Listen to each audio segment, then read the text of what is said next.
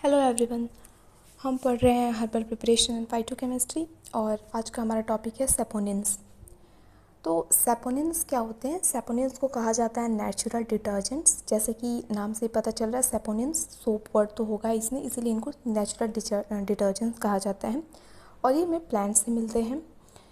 क्योंकि इनका जो केमिकल स्ट्रक्चर होता है वो ग्लाइकोसाइड्स की तरह ही होता है, इसीलिए इनको सेपोनिन ग्लाइकोसाइड्स कहा जाता है। मतलब saponins are glycosides, saponins glycosides ही होते हैं। इसके अलावा और क्या बात करें इनकी, तो जो पहले हमने बात की नेचुरल डिटर्जेंट्स की, इनको कहा जाता है और इनके नाम में ही सेपोनिन है, सोप है। तो क्या होता है कि ये सोप जो फोम होता है वो ये फोम फॉर्म कर लेते हैं। अगर हम इन्हें लें, पानी में लें, एक्वस सॉल्यूशन बनाएं इनका और थोड़ा शेक करें तो ये फोम बना लेते हैं, एक फ्रॉथ बना लेते हैं, जिसकी वजह से इनको नेचुरल डिटर्जेंट्स कहा जाता है। तो और बातें देखते हैं सेपोनिन के बारे में। तो सबसे पहला है कि saponins is a group of natural organic compounds. Saponin क्या है? एक नेचुरल ऑर्गेनिक कंपाउंड्स का ग्रुप है, मतलब नेचर में पाया जाने वाला ऑर्गेनिक कंपाउंड है एक, which due to their chemical structure appear to be glycosides. और इनका जो केमिकल स्ट्रक्चर होता है वो ग्लाइकोसाइड्स की तरह ही होता है। तो ये है कि सेपोनिन्स ग्लाइकोसाइड्स ही होते हैं, ठीक। पॉजेसिंग हाई सरफेस एक्टिविटी, सेपोनिन्स के पास हाई सरफेस एक्टिविटी होती है।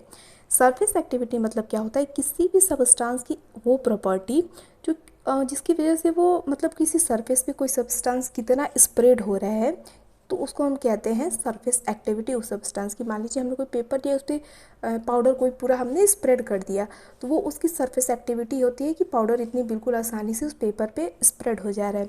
तो सेपोनिन्स के पास हाई सरफेस एक्टिविटी होती है, मतलब ये आपने अगर इनको किसी सरफेस पे रखते हैं तो ये बहुत बढ़िया से स्प्रेड हो जाएगी, ठीक। सेकेंड पॉइंट है, the name of this group of compounds came from Latin word सेपो।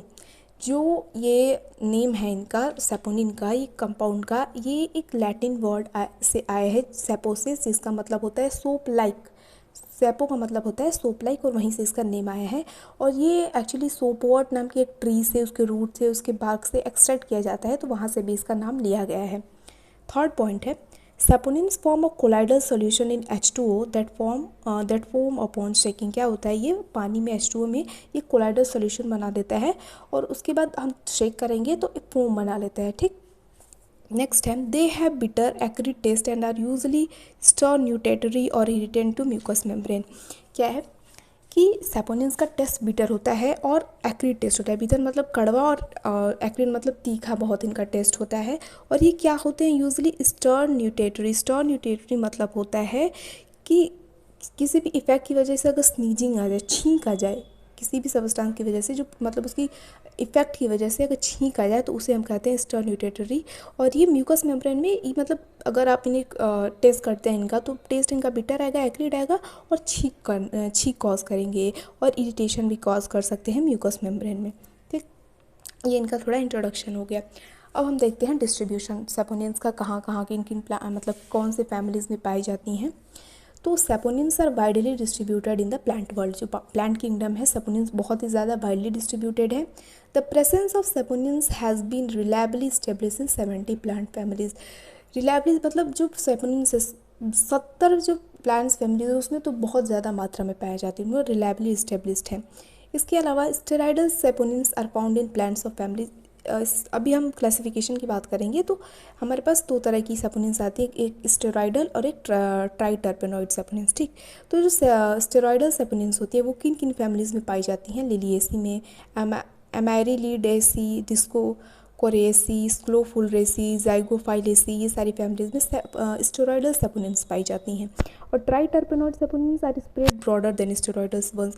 और जो ट्राइटर्पेनॉइड सेपोनिन्स होती है वो स्टेरॉइडल सेपोनिन से भी ज़्यादा मात्रा में पाई जाती हैं और 150 जेनरा में पाई जाती हैं। जो ट्राइटर्पेनॉइड सेपोनिन्स होती हैं वो कौन कौन सी? देखिए, the majority of triterpenoid saponins are in the family. कौन कौन सी फैमिली में है? फैबेसी में, कैरियोफाइलेसी, एस्टरेसी, इक्विस्टेसी, एरलेसी, प्राइमुलेसी, पॉलीगोनोसी, वायोसी, लेमिएसी फैमिली में। तो इन सारी फैमिली में टोटल कॉम्बिनेशन की बात करें तो पाई जाती हैं सेपोनिन्स, ठीक। अब क्लासिफिकेशन की बात करते हैं सेपोनिन्स की। तो देखिए क्या होता है ना कि सेपोनिन्स को जब हम हाइड्रोलिसिस करते हैं सेपोनिन्स का, तो हमें दो पार्ट मिलते हैं, ठीक। एक शुगर पार्ट मिलता है और एक नॉन शुगर पार्ट, मतलब ए ग्लाइकोन पार्ट, ठीक। उस ए ग्लाइकन जो पार्ट होता है उसे हम सेपोगेनिन कहते हैं। ठीक, इतना समझिए कि हाइड्रोलिसिस करने पे सेपोनिन्स का हमें दो पार्ट मिलता है, एक शुगर पार्ट मिलता है, एक नॉन शुगर पार्ट मिलता है। नॉन शुगर पार्ट को कहा जाता है सेपोगेनिन। अब ये जो सेपोगेनिन होता है ना, वो दो तरह का हो सकता है उसमें। ठीक, या तो वो ट्राइटर्पेनाइड हो सकता है या फिर वो स्टेरॉइड हो सकता है। तो यहीं से वो दोनों चीज़ें आई हैं, ट्राइटर्पेनॉइड सेपोनिन्स और स्टेरॉइडल सेपोनिन्स। तो देखते हैं इसमें, saponins have a high molecular weight and their isolation in a state of purity present some difficult. जो सेपोनिन्स होती है, आप इनके प्रॉपर्टी में भी लिख सकते हैं कि इनका मोलिकुलर वेट बहुत ही ज़्यादा हाई होता है और इसीलिए थोड़ा इनका प्योरिफिकेशन करना, एक्सट्रैक्शन करना थोड़ा मुश्किल काम होता है। लेकिन जब इनका हाइड्रोलिसिस किया जाता है, upon hydrolysis they yield an aglycone part known as sapogenin. जब हाइड्रोलिसिस करते हैं तो ये ए ग्लाइकन पार्ट मिलता है हमें, जिसे हम सेपोगेनिन कहते हैं, और एक शुगर पार्ट मिलता है। ठीक, तो सेपोगेनिन मतलब जो ए ग्लाइकन पार्ट है, नॉन शुगर पार्ट है, पोर्शन कुड बी ईदर ट्राइटर्पेनॉइडल। वो जो ए ग्लाइकन पार्ट है जिसे हम सेपोगेनिन कह रहे हैं, वो या तो ट्राइटर्पेनॉइडल हो सकता है जिसका कार्बन नंबर 30 हो सकता है, और या फिर स्टेरॉइडल हो सकता है जिसमें कार्बन 27 हो सकते हैं। ठीक, इसमें कंफ्यूज नहीं होइएगा ना।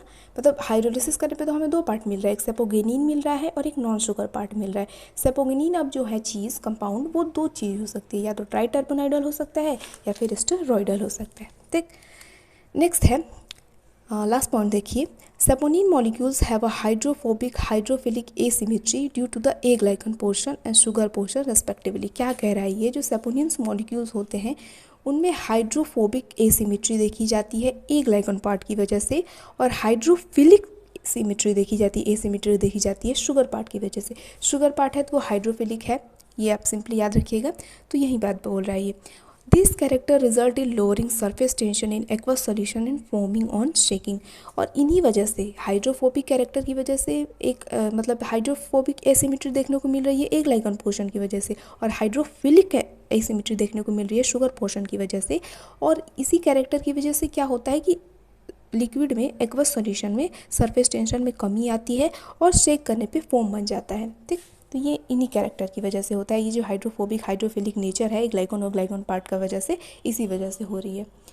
नेक्स्ट पॉइंट है, saponins are glycosylated at carbon third position. जो सेपोनिन्स होते हैं वो कार्बन थर्ड पोजीशन पे ग्लाइकोसाइलेटेड होते हैं, मतलब वहाँ पे कार्बोहाइड्रेट प्रेजेंट होता है। एंड समटाइम्स, और कुछ टाइम पर, मतलब कभी कभी, the alkyl side chain is change into a carboxylic group which may be esterified by a sugar portion. देखिए, सेपोनिन्स में क्या होता है कि थर्ड पोजीशन पे ग्लाइकोसाइलेटेड होते हैं, वहाँ पे कार्बोहाइड्रेट प्रेजेंट होता है। लेकिन कभी कभी क्या होता है कि अल्काइल साइड चेंज में एक कार्बोक्सिलिक ग्रुप आ सकता है, जो कभी कभी शुगर पोर्शन के द्वारा एस्टेरिफाइड कर दिया जाता है। सेकेंड पॉइंट है, sugar parts of saponin are often containing uronic acid और एसाइल रेसिड्यूज। जो शुगर पार्ट है सेपोनिन्स का, वो क्या हो सकता है, उसमें या तो यूरोनिक एसिड हो सकता है या फिर एसाइल कंपाउंड हो सकते हैं, एसाइल रेसिड्यूज हो सकते हैं। अब नेक्स्ट एक बात है कि अभी हमने देखा कि जो सेपोगेनिन पार्ट है वो या तो ट्राइटर्पेनॉइडल हो सकता है या फिर स्टेरॉइडल हो सकता है। अब जो ट्राइटर्पेनॉइडल सेपोनिन्स है वो भी दो तरह के हो सकते हैं, उनको भी दो ग्रुप में क्लासीफाई किया गया है। पहला है saponins whose aglycones are represented by pentacyclic compound. ऐसे सेपोनिन जिनका जो ए ग्लाइकॉन पार्ट है वो पेंटासाइक्लिक कंपाउंड्स हो, या तो जैसे एग्जांपल के लिए अल्फा एमाइडिन है, बीटा एमाइडिन है, लुपियोल, मतलब पेंटासाइक्लिक कंपाउंड्स हो उसमें। और दूसरे ऐसे सेपोनिन जिसमें ए ग्लाइकॉन पार्ट टेट्रासाइक्लिक हो, इस जैसे एग्जांपल के लिए डेरिवेटिव्स ऑफ डेमेरेंट। तो ये ट्राइटर्पेनॉइडल का क्लासिफिकेशन है। अब नेक्स्ट है, molecules of saponins as other glycosides consist of carbohydrate part and a glycol which is called saponin। अभी हम बात कर रहे हैं कि जो भी सेपोनिन्स के मॉलिक्यूल है, जैसे ग्लाइकोसाइड पार्ट में भी हमने देखा था एक ग्लाइकोजन पार्ट होता है, मतलब कि शुगर पार्ट, एक नॉन शुगर पार्ट। तो यही बोल रहा है कि सेपोनिन्स में भी अदर ग्लाइकोसाइड्स की तरह ही, चूँकि सेपोनिन भी एक ग्लाइकोसाइड ही है, इसमें भी एक शुगर पार्ट होता है, कार्बोहाइड्रेट पार्ट होता है, और एक ए ग्लाइकॉन पार्ट होता है जिसे हम सेपोगेनिन कहते हैं। सेपोनिन्स में भी containing from 1 to 11 monosaccharides and other derivatives. और जब वो जो कार्बोहाइड्रेट पार्ट है सेपोनिन्स में, वो 1 से 11 कार्बन वाला मोनोसैकेराइड हो सकता है, या फिर उसके डेरिवेटिव्स हो सकते हैं, जैसे D glucose, D galactose, D xylose, D rhamnose, D gluconic, D galacturonic acid are most common. ये बहुत ही कॉमन है, पाए जाते हैं। They form linear or branch chains and may join by means of hydroxyl and carboxylic groups to a glycans in various position। और ये जो sugar part है ये नॉन शुगर पार्ट से ए ग्लाइकन पार्ट से या तो हाइड्रोक्सिल या फिर कार्बोक्सिल ग्रुप फॉर्म करके बॉन्ड हो सकते हैं, या फिर लीनियर या ब्रांचेस बना के ये उससे जुड़े रहते हैं, ठीक, अलग अलग पोजीशंस पे। तो ये हमने स्ट्रक्चरल भी बात कर ली कि कैसे जुड़े रहते हैं एक दूसरे से सब। तो अभी हमने देखा कि क्लासिफिकेशन में इतना सारा बात। अब देखते हैं फिजियोकेमिकल प्रॉपर्टीज़ क्या होती हैं सपोनेंट्स की। तो सबसे पहला है सपोनेंट्स और कलरलेस और येलोइश एमॉर्फस सब्सटेंसेस। सपोनेंट्स जो कलरलेस या फिर येलोइश एमॉर्फस सब्सटेंसेस होते हैं। सेकंड पॉइंट है saponins are readily soluble in water, मतलब सपोनेंट्स पानी में आसानी से घुल जाते हैं।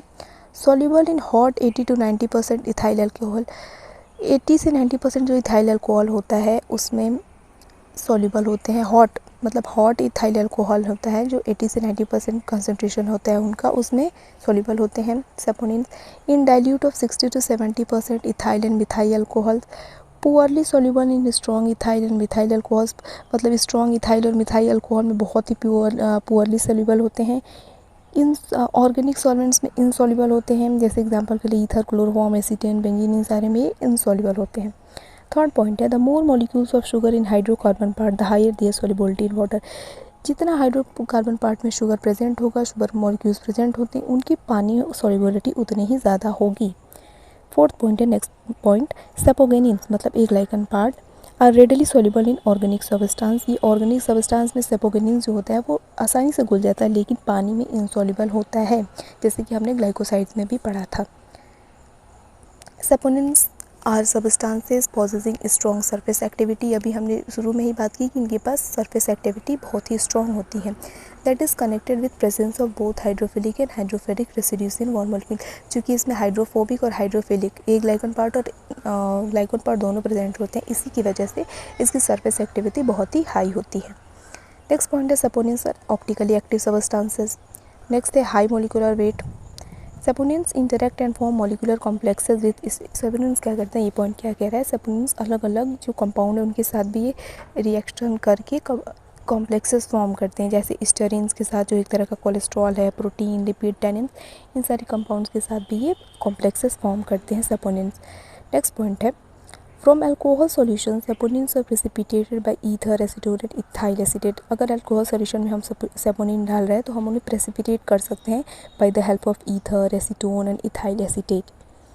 नेक्स्ट पॉइंट है स्टेरॉयडल सपोनिन्स आर न्यूट्रल कंपाउंड। जो स्टेरॉयडल सपोनिन्स होते हैं, हमने सेपोगेनिन का पार्ट देखा अभी, तो वो न्यूट्रल कंपाउंड्स होते हैं। Triterpenoidal saponins and sapogenins are divided into neutral and acidic saponin. अभी ट्राइटर्पेनॉइडल सपोनिन्स को भी दो पार्ट में डिवाइड किया गया है, न्यूट्रल और एसिडिक वंस में। तो acidic saponins form soluble salt with monovalent metal. Acidic saponins क्या होते हैं, वो मोनोवैलेंट मेटल्स के साथ सॉल्युबल सॉल्ट बनाते हैं। एंड इनसॉल्युबल कंपाउंड विद 2 और 2 polyvalent metals, salts of lead, copper. और क्या करते, देखिए मोनोवैलेंट मेटल्स के साथ सॉल्युबल सॉल्ट बनाते हैं एसिडिक सपोनिन्स, और 2 या पॉलीवैलेंट मेटल्स के साथ, लीड के सॉल्ट के साथ या कॉपर के साथ इनसॉल्युबल कंपाउंड बनाते हैं। तो ये हमने इसके फिजियोकेमिकल कैरेक्टर्स देखे, ठीक। अब है सपोनिन का आइसोलेशन मेथड, देखते हैं एक्सट्रैक्शन मेथड कि हम कैसे निकालते हैं। तो सिंपल है, मान लीजिए हमने कोई प्लांट लिया, प्लांट का मान लीजिए उस प्लांट के पार्ट में रूट में हमारा सपोनिन मौजूद है, हम उसको एक्सट्रैक्ट करना चाहते हैं। तो क्या करेंगे, उसको the plant material is extracted either with water और मिथेनॉल और एक्वस मिथोलॉन अंडर रिफ्लेक्स। उस प्लांट मटेरियल को मान लीजिए हमने सुखा के पाउडर बना लिया, अब उसको हम पानी में, मिथेनॉल में या फिर एक्वस मिथोलॉन से एक्सट्रैक्ट कर सकते हैं। तो हमने पानी लिया, उसमें पाउडर डाला जो भी हमारा प्लांट पार्ट था, और उसको बॉयल किया, कंसनट्रेट करेंगे। नेक्स्ट क्या करेंगे, the extract is concentrated followed by precipitation. फिर कंसनट्रेट करने के बाद उसको प्रेसिपिटेट करेंगे, और प्रेसिपिटेट किस किस की मदद से कर सकते हैं, ईथर या एसीटोन से कर सकते हैं। Lead acetate in case of acidic saponins, अगर एसिडिक सपोनेंस है तो हम लीड एसीटेट की मदद से प्रेसिपिटेट कर सकते हैं।